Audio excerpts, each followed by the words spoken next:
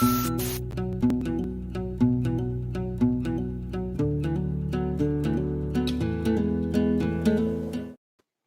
guys, what is going on this Tuesday night? Jameson Redding here with the new show, if you will. I'm also checking to make sure this is working. Right now it's saying plans to go live on my phone, so I want to make sure that we're actually up and running here. Let's see here. This is my first time, so if you can see me, please comment and let me know that you can see me. And that I am working here because I am having a little bit of trouble seeing this on my phone. Oh, looks like we're working. Maybe just a slightly delayed there. Okay, so the show. Thanks for being patient with me. This is my first time having a live cast. Tech Talkin is what we're going to be doing. We're going to cover tackle tips and techniques that surround kayak fishing, kind of the technical ins and outs. Right now, with everything that's going on, I know a lot of people are kind of stuck inside. And, you know, if you can stay busy, you can keep rigging those kayaks out. You can organize that tackle, get ready for when you can get back on the water and you can get back out there. You know, I don't want to say it's a better time to do it, but, you know, staying busy, staying positive is important right now. So tonight we've got a really cool episode to kick it off with. Jermey Crowe, one of our awesome team members, has set up a kayak and done some pretty intense rigging to get that kayak ready to go for himself, for his style of fishing and where he fishes. So he's going to be on the show here in just a few minutes, and we're going to walk through kind of how he set up his kayak, you know, to get it on the water and get it for the style of fishing that he does. He's mostly a river guy. I'm going to let him intro some of that here in just a minute. While we're kind of getting started here, letting a couple people get online, I just want to get some shout outs here. So PK says it's a little laggy, but it's good now. So hopefully we're rocking and rolling. What's up, Tony? What's up, Jim? So Jim was a big part of helping me get this figured out, using the same program. What's up, Justin? What's up, Tony? Let's get this thing started. We're going to get Jermey on, and we're going to let him kind of go through a little bit about himself. What's up, man? Not much. What's going on? You doing pretty good up there, staying warm, I guess. It's been a little bit warmer this year than most years, you were saying earlier. Yeah, it's been pretty mild this too mild to go ice fishing for sure. Maybe a little on the cold side to go kayaking too much, but we made it out a few times. Somewhere in between, huh? Yep, that fine line right on the blade. So give us a little bit of background, like about you. How did you get into kayak fishing? I've been fishing for pretty much my entire life. There was a brief stint that I skateboarded more than I did anything else, but other than that, I've always been in it. When I had kids when they were real young, I had a flat bottom boat. It was hard to get out. Took a lot of time to get ready. You know, I didn't have a trailer or nothing. I just threw it in the back of the truck. Yeah. So I was reading a Field and Stream. I opened it up, and there's a double-page article on.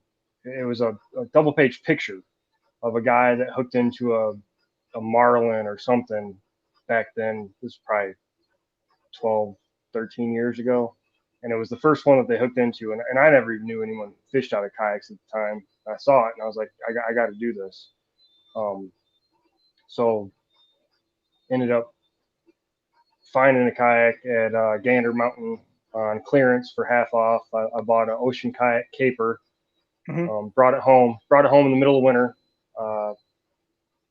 Thought I knew what I was doing. I ended up putting rod holders on here and fish finder here and this and that, and went out the first time to use it. And everything was in the way pretty much. I over rigged it just was a mess pretty much. Yeah, we were kind of talking about that kind of leading into the show about how you get one and you kind of rig it all out, and then you kind of go back and like, oh, well, maybe I shouldn't have put this there or this, that. And you kind of learn that process. But that story is funny. I was sitting here thinking when you were telling the story about seeing that marlin, I was like, is that Jim? And he just commented, yep, that was me. So that's pretty cool to come full circle. It's your fault, Jim. Yeah, it's Jim's fault, you know, and he had a lot to do with me getting into the sport, watching his show back in the day. So, yep, we blame you for all this money. Actually, our wives should probably blame Jim for all this money that we spend. We don't need to talk about money. Yeah. There's no talk about money. Cheap. Kayak fishing is a cheap way to get on the water, right? It is. So what we're going to do tonight, and I think it's pretty cool. I'm actually going to pull a couple more of these pictures up of you, though, real quick. Look at this guy, the Lean. I said this earlier to you, the Lean Mean River Fishing Machine. So you got into kayaking, you got your kayak. What is, you were telling me you love to target rivers and river fish. And I see you're a smallmouth guy like myself. Like, there's something about being on that moving water.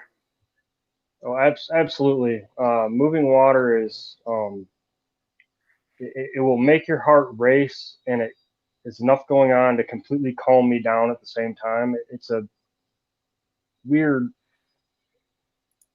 feeling, but it's I don't know. I'm so passionate about it. Anyone that knows me knows if I'm not saying something, I'm thinking about fishing in a river or whatever. It's all I do besides, well, obviously take care of my kids, but when you have to, they yeah, when they force me to. But they're getting older, and they are pretty good about letting me do what I need to when I need to.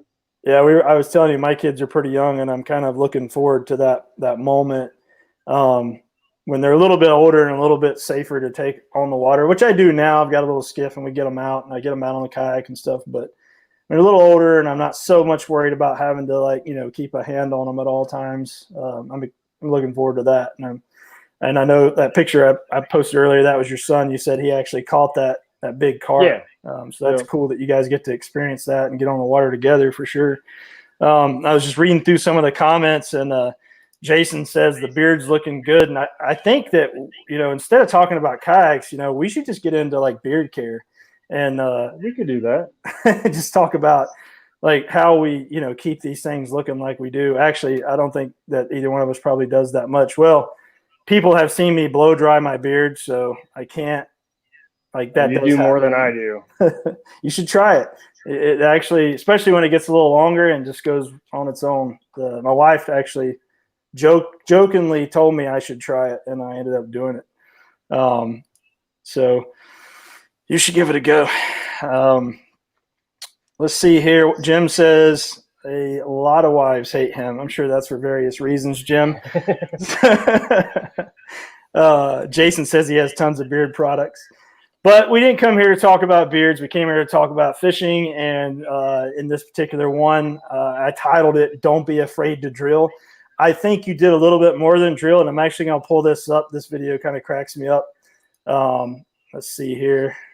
Add this to the stream. I'm just going to make this full screen, actually, and play this little clip right here. You have cut a gaping hole in this boat. It's 7 by 21, I believe, is how big it is. So for those of you watching and can't see the whole boat here, this is actually your new Bite FD, and it had never even been on the water when you cut never seen water. It had been in my garage for about 3 hours before I decided to. Well, I knew I was going to cut it beforehand, but so you bought it knowing that this was going to happen, basically. I bought this boat basically for one purpose, and putting the hatches in it made it so that purpose would fit that purpose. So let's get into that. I'm going to pull up your boat here in just a second, but this boat, like we said earlier, you're a river fishing guy, and you do fish tournaments as well. You did the River Bassin Tournament Trail, and you always did well in those events. And but also you do some lake tournaments. Is that right? Yeah. We fish any tournament I can get to. I'm going. I love the I can't even think of the word. Competition. Yeah. Even when we're not at tournaments, me and Shannon, if anyone that's ever fished with us, it's tournament as soon as we hit the water. Right. First fish, big fish, most fish. Just always keeping it interesting.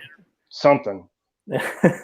There's that camaraderie, even if it's like, you're kind of at each other's throats a little bit, but not in a bad way, I guess. It's just more of the, you got to give your buddy a hard time. Like that's my buddy Eric Krause, who's also a Jackson team member, and every time we hit the water, it's, even if we don't say beforehand it's a competition, it's a competition.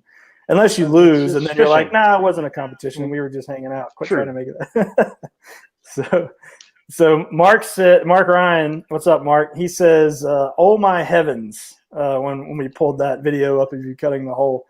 So let's take a look at, and I kind of pulled it up a little prematurely there, but let's just start taking a look at this boat, man, and how you've rigged it, because you've done a lot of stuff yourself here, it looks like.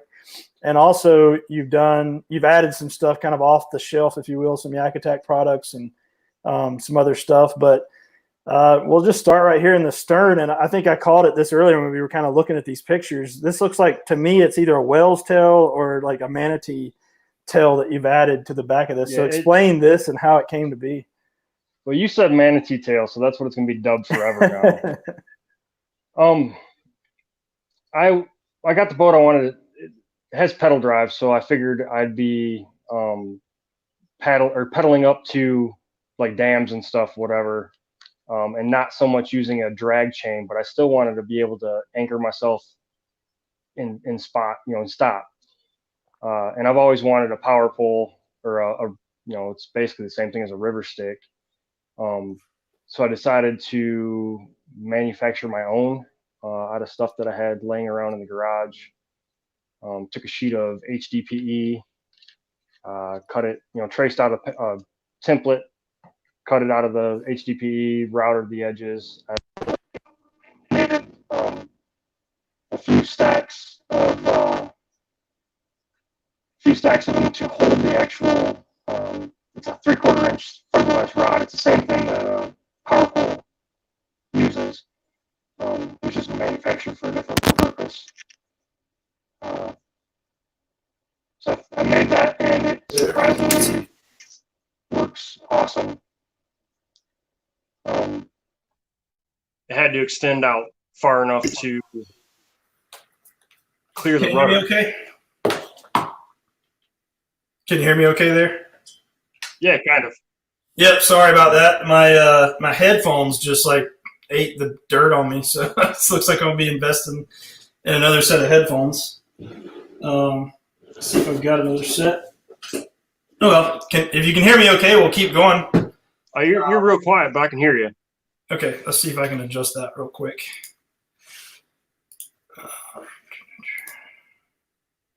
I'll just talk really loud. Hopefully this will work. So the plate basically was to clear the rudder, so that you could still have the pole there and not interfere with the rudders working. Right. So I'm going to go.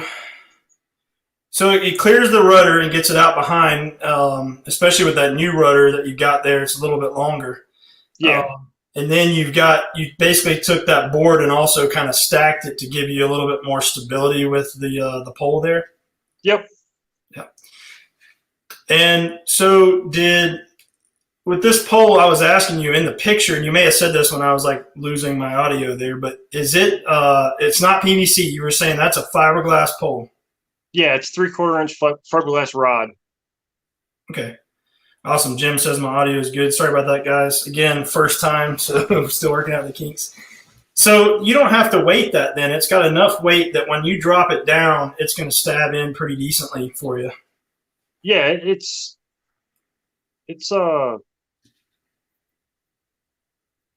pretty.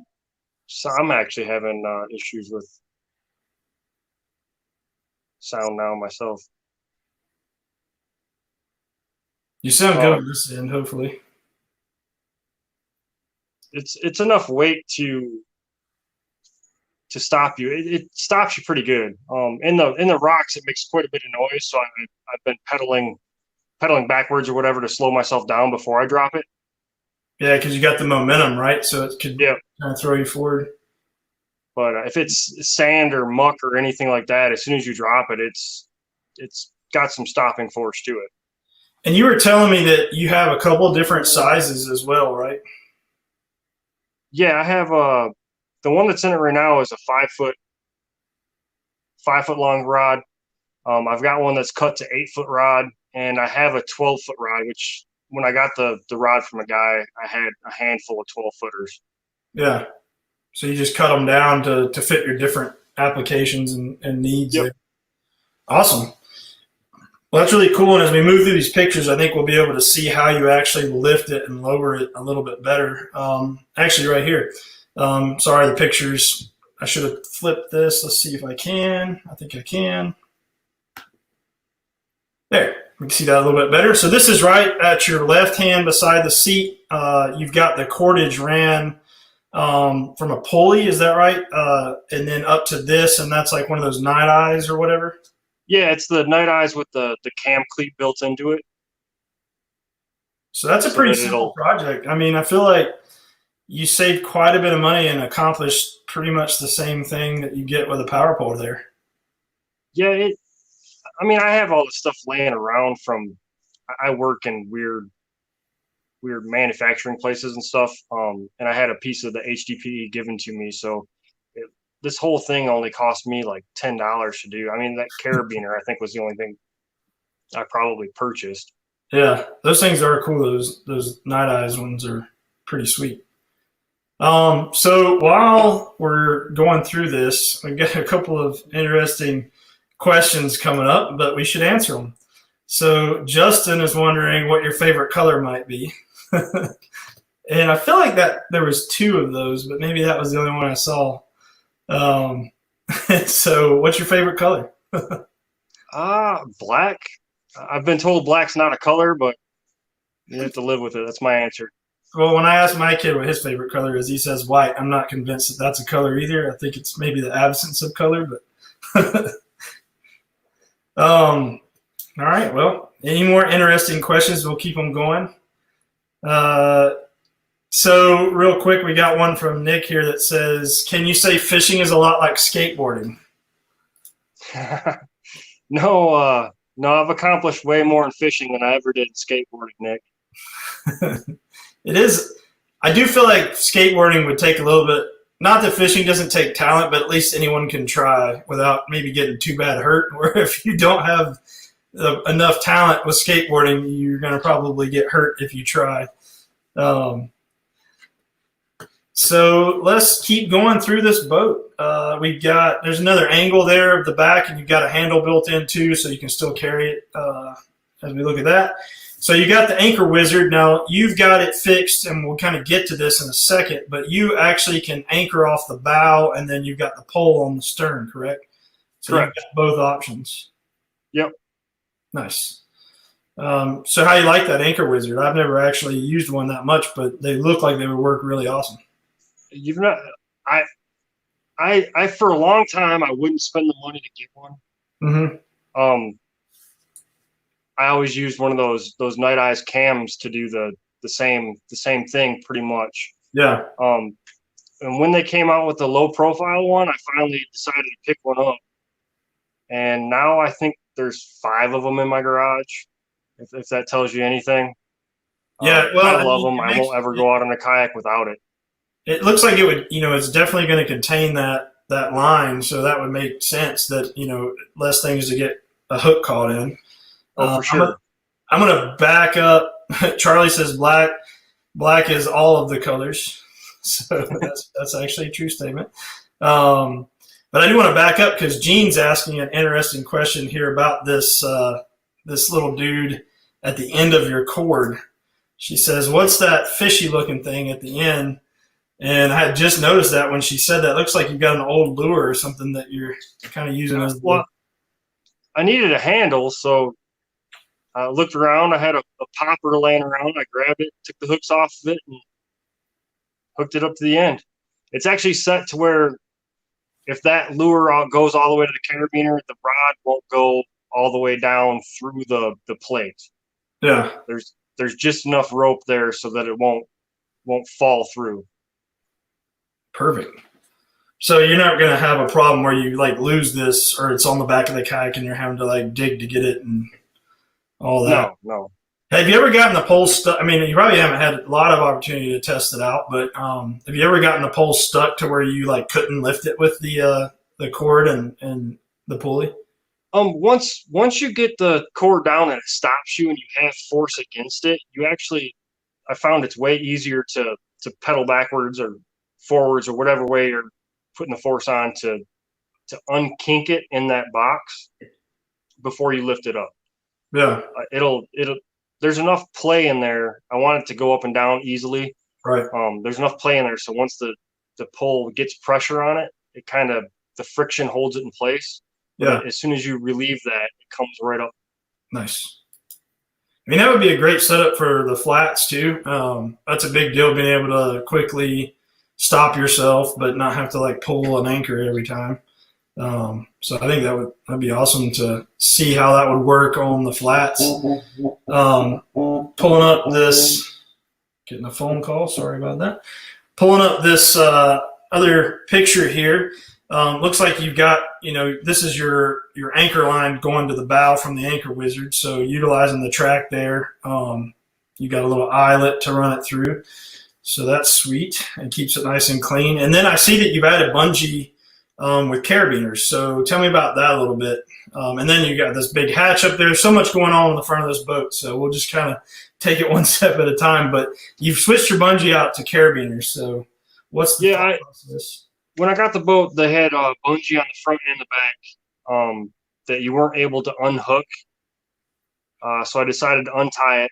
I untied it, pulled it off. I added a carabiner at each mounting spot so that you can pop it on, pop it off for whatever application you might have. You need to get it around a dry bag or, hold your J crate on the back. Just so there was more options to it. You weren't stuck with it being in one fixed spot. And it also, when I did that, was able to run my anchor line through the front and the back through those carabiners to help kind of contain everything, so I didn't have anything flopping around when it did get loose rope or whatever.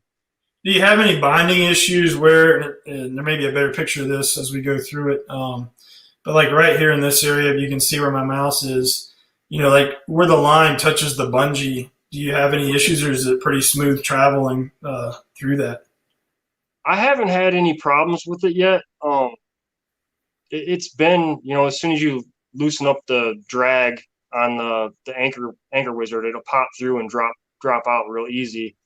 And cranking it back up, the only problem I have had is the first time I mounted the anchor wizard, one of my inserts popped free, which kind of caused a problem that day, but that was probably more me not having it set right when I mounted those inserts.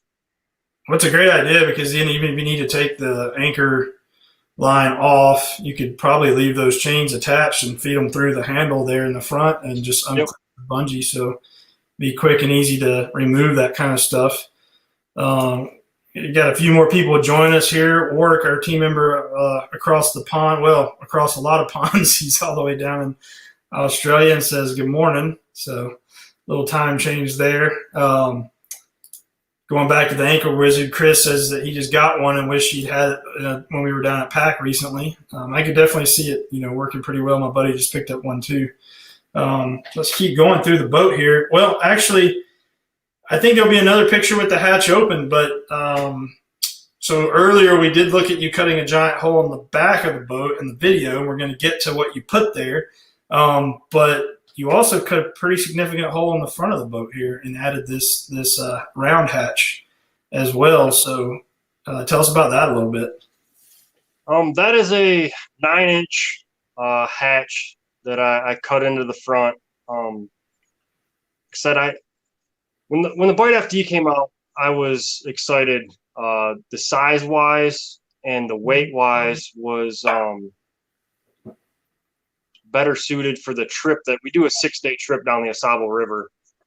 And I've never done it with a pedal drive boat yet because of weight. There are a few portages you have to do. When I saw this boat, I thought that it fit perfect for what I wanted to do, but it didn't have any in-hull storage. I needed somewhere to put a sleeping bag, my sleeping pads, a tent, my kitchen, so to speak, and those things. So that's why the hatches were cut into it. Basically, I've cut giant holes in the kayak for one trip that I'm going to do this summer. Well, yeah, it makes sense though, because I mean, you've got the room to store tackle or camping equipment, but to carry both, you've got all this empty space down in the hole. So, being able to access that. But with the ridges, and this is something I was looking at, you've got these, it's not a flat surface, right? You've got these, ridges here. How did you go about sealing that up? And have you been happy with how you've, chosen to seal those up? I took some of the giant holes that I cut in the kayak, left me with a bunch of plastic. So I actually filled, with a plastic welder, I filled some of those low spots in to take up some of the space. And then I used an astronomical amount of black silicone to finish sealing it up. Yeah. And so it seems to be holding pretty well. I know you said you got to test it some already. So I haven't. The only issue I've had is the seal in the actual front hatch is inset down inside of it, so that when water does come over the bow, it'll sit inside that, and when you open it, it'll let a little minute amount of water inside. It's nothing substantial. And I went through some serious rapids the other day that filled. I had probably 3 inches of water rush over top of everything in the front of my boat. Well, that's definitely, a lot of people are scared to, even start drilling holes in the boat, and you just went full bore with the giant holes. So it's good to know the problem is not what you did, it's the hatch. I'm sure that helps a little bit. We did have a question kind of going back. PK Clark says that he missed it. Is that a drag chain? And it looks like it is, but I'll let you expound on it. But it looks like you got multiple chains kind of together there, or pieces of chain. What I use for a drag chain is actually 3 1-foot long pieces of 3/8 chain that I have. I slid through the inside of a bike tube, and then I just connect it all together with a carabiner. Yeah. It seems over the years I've tried a bunch of different things. I dipped them in Plastidip at one point in time, and the inner tube with the 3 pieces, pretty much with any of my boats that I have, the Big Rig HD FD, the Bite FD, the Kilroy, the Coosa, those three pieces of chain is enough, depending on how much rope you let out, to do what I needed to. Yeah, and it's nice having it off the front. A lot of times you put stuff off the back, but when you're trying to fish, typically you want to bring your lures down current, because the fish are usually going to face up current. So being able to kind of circle into an eddy or whatever and drop that so that you're facing upriver and able to hit the pockets from the right angle, I guess, probably makes a big difference. And it's interesting, the bike tube thing, and I can't remember, I know for a fact it was Drew Gregory that introduced me to the chain in the first place, and it may have been him that did the bike tube. I know he always wraps his in Gorilla Tape too, because it's kind of quick. But I found just a little tip that I've done, and I'm probably picked this up somewhere, and I don't remember who told me, but taking like baby powder and baby powdering the heck out of the bike tube and the chain before you try to slide that piece of tube over, because that can be quite a tedious process of trying to get the tube around the chain, especially if you've got a bigger piece of chain. What were you saying? I've never even thought about using baby powder. Yeah. I don't remember where I picked that up, but I tried it, and it does make it slide on there a little bit quicker and easier. And so the idea behind that is you get less snags, right, with the tube, and it's a little quieter, bouncing off the rocks and whatnot. Is that what you've seen? Yeah, my main thing with the inner tube was stealth, being quiet. I know a lot of the rivers I fish are very clear water and not deep whatsoever. I'm talking average 2-foot depth.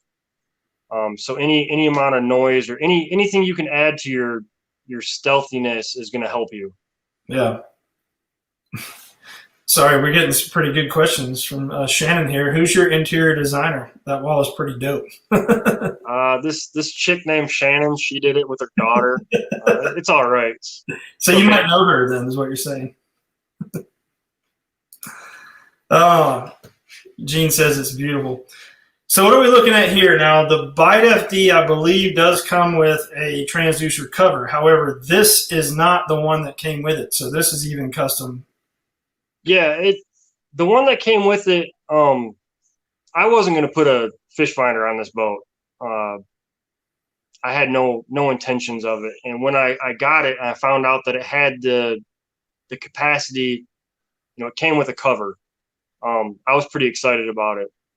And after messing around with the one that came with it, and I had a total scan transducer laying around in the garage, I realized that it would fit the transducer in there, but it would have it up inside more than I was comfortable. I didn't think the side imaging would work as much. So I reached out to a guy that I know and picked up a Burley Pro, the plate and the cover. I picked that up off of him, and I was able to use a heat gun to melt it and manipulate it to work with. I just drilled new holes in it so they matched up with the holes in the bite. Yeah. But I was able to make that work. It holds it rock solid. I have, sliding it down a hill, ran into a tree stump and got it stuck pretty good one time. I thought I was going to destroy it. It never, it held solid. I've bounced it, up off a bunch of rocks where we've been fishing at lately. And she's holding up good. So I'm happy with the way that turned out. It's definitely, being able to manipulate it to fit what you're talking about. And with the side scan, I imagine it needs to be low enough so that you get the angle out from the kayak on either side, right? Because if it's too high, it kind of interferes with that. So have you had any issues with it shooting through the plastic at all? No, it's been good. I have some issues with my actual fish finder itself that I've ran into that were, I think, some settings issues, but not with the transducer cover at all. And there's tons of guys that run the Burley Pros. They're definitely been put through their paces already. Yeah, he makes some good stuff for sure. So that's definitely cool doing that. And then you've got your fish finder here set up off to the side. And it looks like you utilized the clips where the seat goes and kind of swap that out for a ram ball or something there. Is that right? The ram ball is actually right in front of it. Okay. It's separate from the clip that holds the seat, although you could do that. It probably would put it a little bit closer to me.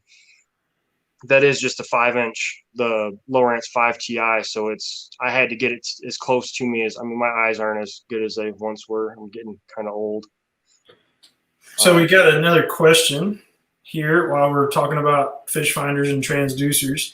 Do you have one on you have a big rig? You were telling me you have several boats in your fleet. Obviously this is the Bite, but on your big rig, HDFD, are you using the same type of cover for your transducer? Or have you no, I don't have a cover on that one, but I made a mount for the transducer that I'm able to raise it and lower it. In the raised position, that's got the Raymarine Element 9 on my big rig. And that transducer actually fits up inside of the scupper hole well enough to where it won't get hit by anything. But I made a mount for that one where I can actually raise and lower it so that you can drop it down so it's not obstructed for the side imaging to work. Yeah. Well, cool. We'll keep going here. This is the giant gaping hole from the earlier video that now has an awesome looking hatch in it. And you've modified and added the bungee back here as well, utilizing looks like some zip ties in the carabiner. And so just walk us through this. Were you hesitant at all when you decided to just start cutting on this thing, or were you like, nope, I'm doing it and I already decided and that's what's happening? As soon as I saw the boat, like I said, I knew that I needed to be able to get inside of it to store. It's actually for my tent, my sleeping bag, my sleeping pad, and my little kitchen setup, and my camp axe were the main things that I store inside my boat when we go. Mm-hmm. I knew that. I was told told the tank well was the same size as the bite, the original bite, which we have one of those. So I took some measurements on those, and I still didn't want to pick out a hatch without seeing a bite FD. I was able to work a show for a dealer here in Michigan, and they had a bite FD there, and I seen it in person, and I was like, this boat is exactly what I needed it to be, or what I was hoping it would be. I actually took some measurements while I was there, because the tank well is the same size, but the ribs on the bottom are spaced differently. So I ended up taking measurements while I was there, and I found this hatch on Amazon, actually. I went ahead and ordered it, and when I got it, I had every intention of just cutting this hole and not having any remorse about it. Get the boat in my garage, and I'm kind of, second guessing myself. My friend Chris, the guy that took that video, was like, "You got the boat there?" I'm like, "Yeah." He's like, "You gonna cut the hole?" I'm like, thinking about it. I'll be over in a few minutes. So he stopped by, and once he got there, I couldn't really back out of it at that point. So we but you said you were going to do it, and I'm here. Yep. Well, it looks like it we turned went to town, out awesome, man. Like, that is, and I was a little bit wondering like how much space you would have to actually store stuff, and I'm guessing that was probably going through your mind too, because obviously you're looking at the outside of the boat, but you're like, is this going to be enough room? And you've got no way to check that without cutting a hole, right? Like, yeah, and to be honest, once I cut it open and saw there's not as much height there as I was hoping for, right? but it is enough for me to get everything in there that I needed to. That's awesome. So it worked out perfect. I mean, after you cut the hole, you're not really going to go back, so got to shove something in there. So Chris is on here. He says had to be there. Yeah, it was a good time. Yeah, it's really a neat feature to be able to access that area, because even most boats that have the hatch up front may or may not have a small hatch on the back, like the original Kusa and the Kusa HD, but that's a pretty significant opening that you could probably easily get a tent and stuff in and out of, because sometimes even if you have the hole and access, the hole's probably big enough, but trying to manipulate something like a tent with tent stakes through it can be a challenge. And a lot of times you have to end up putting it in a bow hatch, but that hatch right there gives you quite a bit. And does it, when it's closed, I'm going to back up a photo here. Do you have a crate or anything that you set in there? Does it sit pretty level? How does that work? That hatch actually sits up about 5/8 of an inch higher than the rest of the tank well. So I bought some rubber feet and attached those to the bottom of my J crate. And after I did that, it sits flush, no moves. It doesn't wiggle around or nothing. It's solid. So you just kind of raised that up and gave it a little bit of clearance. Yep, that's easy enough. Gene says the hole that was cut was I think it's 7 inches by 21 inches is the actual hole. Structurally, have you noticed anything? I mean, honestly, it looks like it would probably be stronger now because that's more rigid. That hatch is probably a little more rigid than the boat plastic itself is. Yeah, the hatch is actually fairly well made. It's nice and solid, and with it being so close to the edges that were, the 90-degree edges in the tank well and the scupper holes, it's rock solid. So Gene's asking, do you tie ropes or straps to your gear so you can pull it back up to the hatch to remove it? So that's something I've done before when you have like a dry bag and you have to kind of attach tether to it. So if it does slide when you're moving around the boat, you can get it back. Have you had any issues with that or needed to do that at all? I learned my lesson about not tying stuff up a long time ago. So yeah, there's holes drilled in there to hold carabiners I attach everything to and before I slide it in there. Got ya. What did you cut it with? That is a great question, Scott. So I didn't even think about asking that. In the video, you can kind of see you've got a little saw there, but what is that specific tool? That tool is a rigid, I think it's called a Job Max. but it has a head that's basically turns it into it's a multi tool. Dremel makes one called a multi tool. Mhm. Fine makes one that's just the fine saw. It's a vibrating blade. It only moves like 6 degrees, but you can use it in a flush cut. It's a very, very well-rounded tool. You can use it for just about anything. They make all kinds of blades for it. That probably would work a little bit better than, like I was thinking you might be able to use a jigsaw, but if it grabbed the plastic the wrong way, it could get kind of messy on the cut. I would imagine if you had a really fine tooth blade, maybe. Yeah, the Job Max, the blades you can actually, the curved blade that I used, you're able to run it. I could barely. You can make it so you're only cutting through like a 1/4 inch of the material, so you're not worried about dropping down and hurting anything that's below it. Yeah. Nice. Will it catch walleye? That's Aaron's asking. I'm sure it can, Aaron. I don't know if I can. Yeah, the tickle tool. I had to put that up there. That one's cracking me up. So Scott's asking another question. Will it hold a handle for camping on the river? I would imagine that you could fit one of those somewhere in the boat if you had to. I think you might be talking about, a handle of a adult beverage or something there. It's definitely got some space for some dirty lemonade.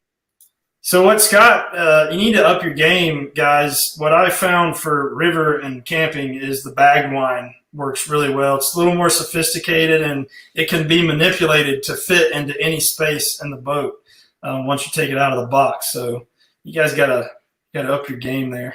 That's an amazing piece of advice.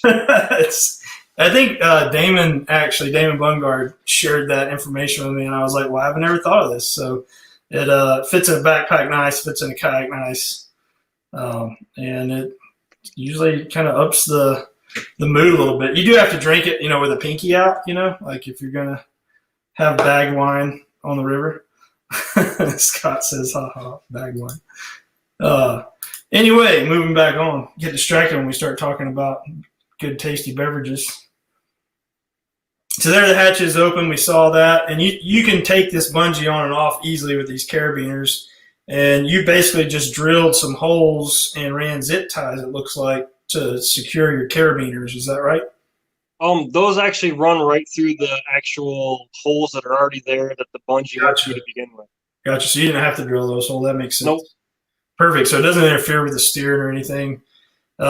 Jim's taking credit for the bag wine, by the way. And you can use the Camelback for probably whatever beverage you would like. And I would imagine if it's alcohol, it's self-sanitizing on the Camelback, so you probably don't even need to clean that. Do not listen to that advice on cleaning. That's terrible.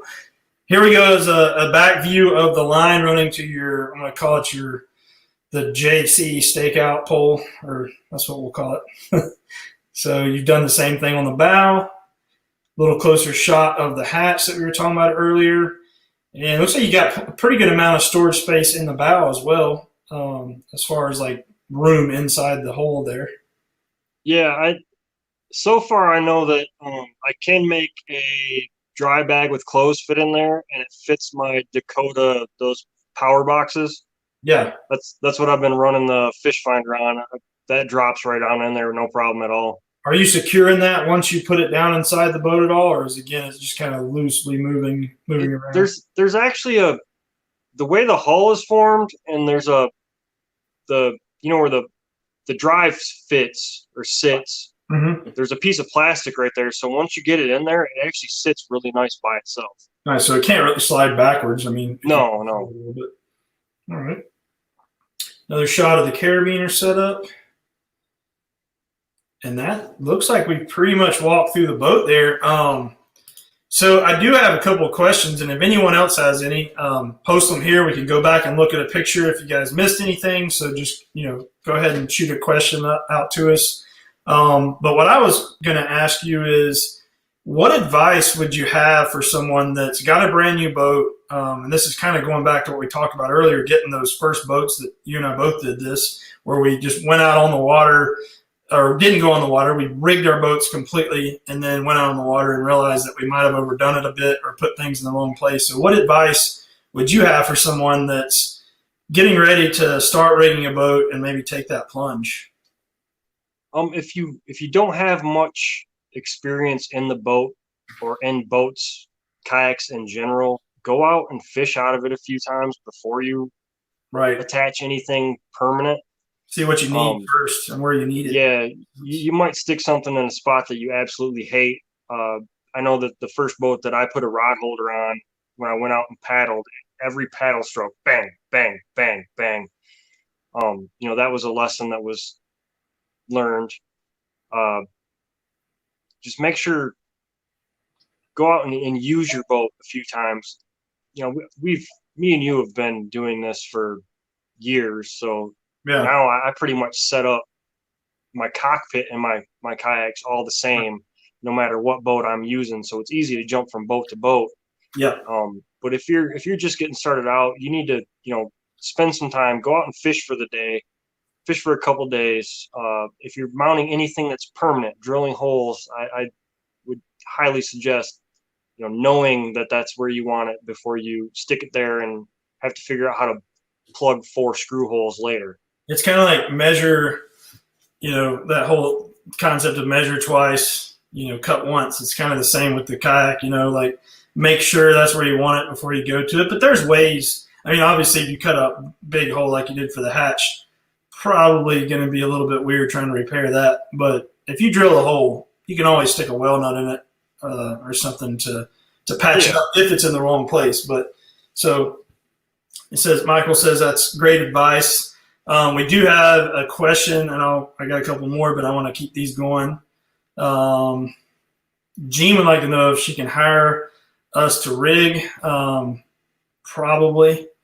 It's like, Jean, I would do anything for you. You don't have to hire me. Yeah, I feel like she would do anything for us. So yeah, we'll take care of it. Anything you need. You're a little better at it than I am. I switch boats too often. I've kind of given up on the rigging thing. And what kind of trailer is that? I'm going to pull this picture back up. I kind of went back through. And there you go. Ryan's asking what kind of trailer you got there. That is a Lines In Fabworks wide gap trailer. I've just picked it up probably a week and a half ago, and it's been awesome so far. The guy that makes them is top notch. Definitely is way too OCD to let anything slide. So did you install the bunks for the kayak, or was that pretty much this trailer came, that's how you ordered it and it came that way? That's his options that come on it. Nice. There's a light bar that he's got up front that I'll be using, on tournament days when I'm trying to rig up in the mornings. Right. I've got a big LED light that'll light up the trailer and the back of my truck. Nice. So last couple questions here. If I can remember what I was going to ask now, I was reading some of the comments and got distracted by the awesome trailer. Let's go with one thing that, as a river fisherman specifically, what one thing on this boat could you not live without?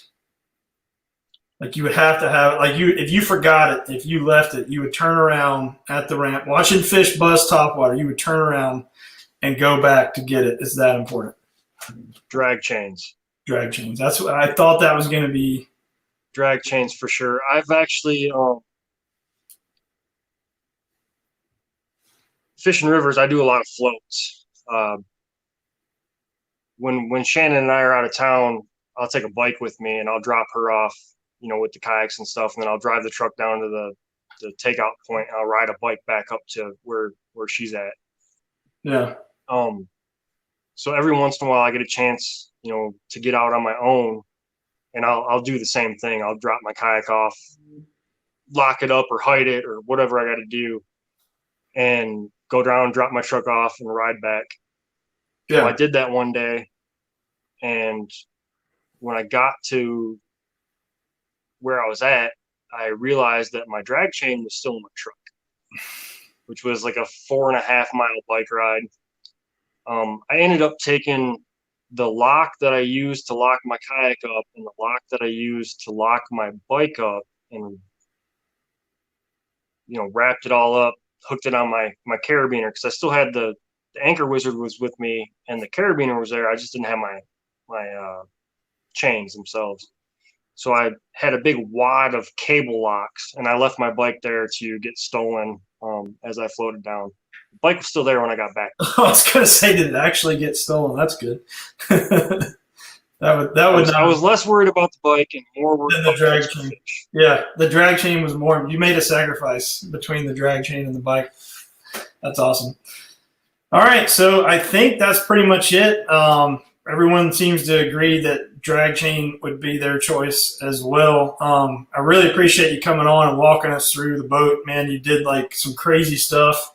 I am very intrigued with how the pole, the JC stakeout pole, would work on the flats. I think it would work great, especially in that softer mud like down in Louisiana that we see. And it's an inexpensive alternative, I'll say. And I love my power poles. I'm fortunate I do have a power pole, but I feel like that would be an inexpensive way to kind of accomplish very similar outcome and stop the boat. And it's good to know that it works well in the river, because I think that, if you're trying to stop the boat the way you have it, you can actually pin it on one side and anchor from the other side and kind of really control your positioning. So, yeah, that's an awesome setup. Thanks for sharing it with us. And I'm going to tell everybody to head over to your Facebook for questions on the rigging. Obviously, we'll try to answer as many as possible, but that's your boat, man. Like, you dialed it in.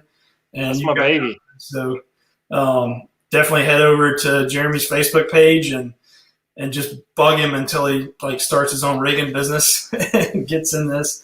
And I think what's neat about it, and one of the things I was going to say earlier, is that we have such a great team and so many people that target fish or target fish in different areas and target different species of fish and all that. And part of this is to do that and dive in. And you being a tournament guy and a river fisherman, you've really kind of made this boat yours and to suit your needs. So any last piece of advice on, besides getting out on the water and seeing what your needs are, any last piece of advice on kind of making that plan to start drilling? This, no matter what you use, just think it through, make sure you have a plan, and then make that yours. Yeah, that's all these companies out here make it so easy to make these boats do exactly what you need it to do. Right. And that's probably half the reason why most of us do this anyways. Yeah. It's just anything you want to do, you can do it. It's right. all possible. Yeah. So don't be scared to drill. That's what. Don't be scared. Don't be scared. Call me and ask me for advice, because I'll just tell you to cut it. Just cut it. We'll get Chris to come over with the camera. Yep. Awesome, man. Well, I appreciate it. I'm gonna close it out, and thanks again for being you're my first, man. You're my first. So I appreciate that. Awesome, man. Have a good night. Yep, you too. Well, thank you guys for sticking it out. Jeremy did a great job there. Hopefully I didn't kill it. Sorry, we had some little bit of issues there trying to figure out, I don't know what's going on with this headset. It's been working fine, but it's been around saltwater quite a bit. So I think something was going on with that. We've already got some people lined up for the next couple of episodes. So I'm going to try to do this every Tuesday at 6 o'clock.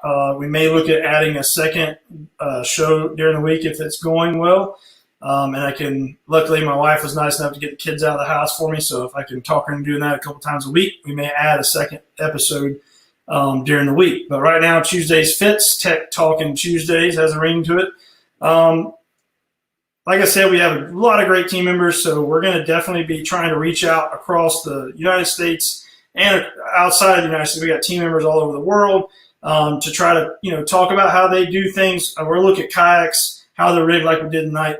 As we move on with the show, we're going to look at different baits, tackle setups, rod and reel setups, how to tie lures using different knots. But next week, I'm looking forward to it. We got Bill Schultz, our team member, who is a smallmouth guru. He just loves targeting smallmouth like I do, and he catches a lot of really big ones. So that should be an interesting talk, kind of his setups and his go-to baits, I believe is what we'll be discussing next Tuesday. So be sure to sign in for that. And we also hope to start adding some giveaways in the near future on the next episode. So let's keep it going. And with all this that's going on in the world today, stay safe. Go through the processes to stay clean if you can. Wash your hands. Don't get out in public if you don't have to right now. Stay home, rig your kayak. Get ready for when you can get back out and go fishing. And just everybody stay healthy out there and have a good night. And I'm going to close it out with this. We'll see you guys later. Be sure to subscribe on our YouTube channel. And like and share on Facebook, like and share it out from YouTube if you guys are watching and enjoy it. And if you have any suggestions on what you'd like to see, hit us up, let us know, and we'll try to make it happen. Thanks, guys.